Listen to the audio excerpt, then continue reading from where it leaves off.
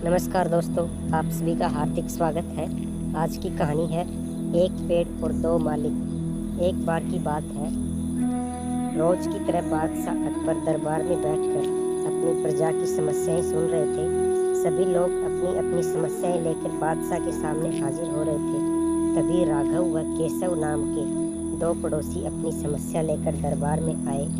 इन दोनों की समस्या की जड़ था इन दोनों के घर के बीच में मौजूद फलों से लदालद भरा आम का पेड़। आम के पेड़ के मालिकाना हक को लेकर राघव कह रहा था कि पेड़ उसका है और केशव झूठ बोल रहा है। वहीं केशव का कहना था कि वह पेड़ का असली मालिक है और राघव झूठा है। पेड़ एक और मालिक दो का मामला बहुत उलझा हुआ था और दोनों में से कोई भी हार मानने को तैयार नहीं था। दोनों पक्षों की बातें सुनकर और सोच विचार करने के बाद बादशाह अकबर ने यह मामला अपने नवरत्नों में से एक बीरबल को सौंप दिया। मामले को सुलझाने और सच्चाई का पता लगाने के लिए बीरबल ने एक नाटक रचा। उस शाम बीरबल ने दो सिपाहियों से कहा कि वे राघव के घर जाएं और कहें कि उसके आम के पेड़ से आम चोरी हो रहे हैं। उन्होंने दो सिपाहियों को केशव के घर जाकर भी यही संदेश देने को कहा। साथ ही बीरबल ने कहा कि यह संदेश देने के बाद वो उनके घर के पीछे छिपकर देखें कि राघव और केशव क्या करते हैं। बीरबल ने यह कहा कि राघव और केशव को पता नहीं लगना चाहिए कि तुम उनके घर आम की चोरी की सूचना लेकर जा रहे हो। सिपाहियों ने बिल्कुल वैसा ही किया जैसा बीरबल ने कहा। दो सिपाही केशव के घर गए और दो राघव के घर। जब वो वहाँ पहुँचे तो उन्हें पता चला कि राघव और केशव दोनों ही घर में नहीं थे। सिपाहियों ने उनकी पत्नियों को ये संदेश दिया। जब केशव घर पहुंचा तो उसकी पत्नी ने उसे आम की चोरी की सूचना दी। यह सुनकर केशव ने कहा, अरे भाग्यवान, खाना तो खिला दो, आम के चक्कर में अब क्या भूखा बैठा रहूं? और कौन सा वह पेड़ मेरा अपना है? चोरी हो रही है तो होने दो, सुबह देखेंगे। यह कहकर वह आराम से बैठकर खाना खाने लगा। वहीं जब राघव घर आया और उसकी पत्नी ने यह बात उसे बताई तो वह उल्टे पैर पेड़ की तरफ दौड़ पड़ा। उसकी पत्नी ने पीछे से आवाज़ लगाई, अरे खाना तो खा लीजिए।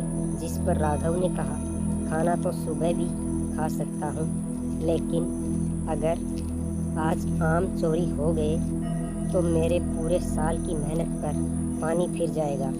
सिपाहियों ने दोनों के घर के बाहर छिपकर यह सारा नज़ारा देखा और वापस दरबार में जाकर बीरबल को बताया। अगले दिन दोनों फिर से दरबार में हाजिर हुए। उन दोनों के सामने बीरबल ने बादशाह अकबर से कहा, मालिक, सारी समस्या की जड़ वह पेड़ है। क्यों न हम वो पेड़ ही कटवा दें? न रहेगा बांस न बजेगी बांसुरी।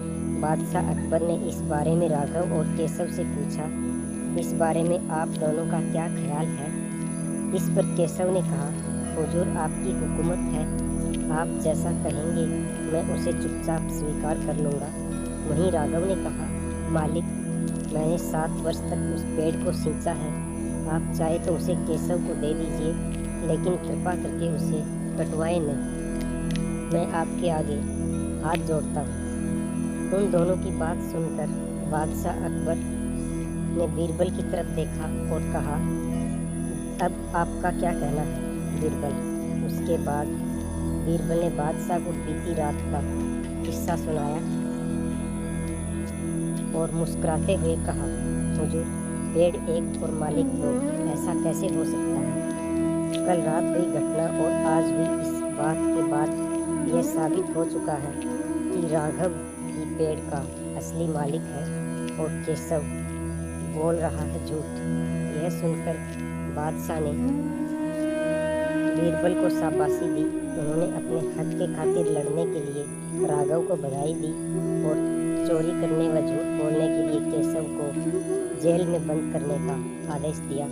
दोस्तों, कहानी यहीं समाप्त होती है। कहानी पसंद आई तो वीडियो को लाइक करें, शेयर करें और हमारे YouTube चैनल दैनिक संस्कार को सब्सक्राइब करना न भूलें। मिलते हैं अगले वीडियो में नई कहानी के साथ। धन्यवाद। जय श्री कृष्णा। राधे राधे।